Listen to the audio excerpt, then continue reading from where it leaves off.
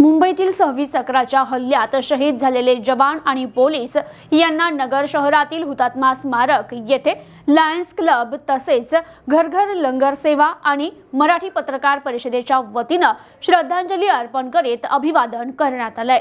मुंबईत 26/11ला झालेल्या दहशतवादी हल्ल्यातील शहीद जवान आणि पोलिसांना लायन्स क्लब ऑफ अहमदनगर, घर घर लंगर सेवा आणि मराठी पत्रकार परिषदच्या वतीने नगर शहरातील हुतात्मा स्मारक या ठिकाणी पुष्पचक्र वाहून मेणबत्त्या प्रज्वलित करून श्रद्धांजली वाहण्यात आली।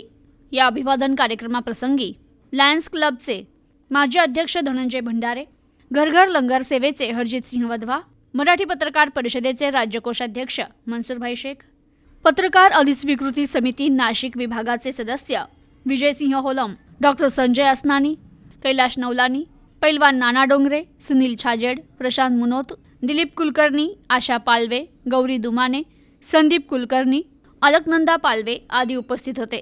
तर 26/11च्या दहशतवादी हल्ल्यात स्वतःची आणि कुटुंबाची कुठलीच पर्वा न करता पोलीस अधिकारी, कर्मचारी आणि जवानांनी नागरिकांच्या सुरक्षिततेसाठी बलिदान दिलं।